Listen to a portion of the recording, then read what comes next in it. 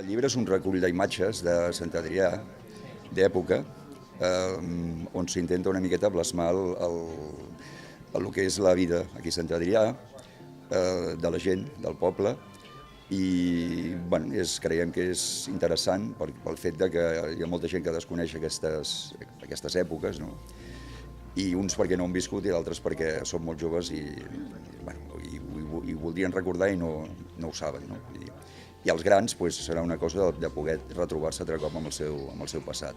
Principalment la diferència estripa en que aquest llibre és un llibre de documents, és d'imatges, és a dir, hi ha fotografies però també hi ha imatges, documents d'arxiu, programes de mà, vull dir, altre tipus de documentació. Això fa que el llibre sigui bastant més vistós, no?, que un llibre típic de fotografies, en blanc i negre, per exemple. A principis del segle XX fins als anys 70 i tants, 72, 73, vull dir, és aquest, la forquilla cronològica és aquesta. I això, de fet, és un procés que va començar l'any 2011, perquè el 2012 s'havia de celebrar el mil·lenari de Sant Adrià, i en el seu moment el llibre aquest no va aparèixer, i aleshores és una cosa que s'ha mantingut una mica en stand-by, no? I finalment ara l'hem pogut recuperar altre cop, l'hem actualitzat, hem afegit algunes coses i ha pogut tornar, diguem, altre cop, ha sortit a la realitat, diguem, no? Aquesta fotografia, perquè creiem que això és el rovell de l'ou del poble, que és d'on va néixer Sant Adrià, de fet.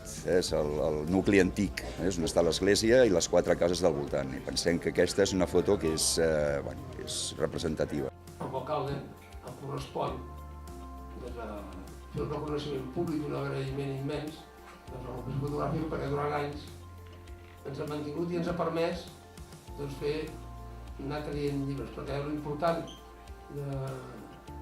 de tenir arxiu és que d'allà pots treure i fer assequible i accessible a tota la ciutadania un llibre com aquest o com l'anterior.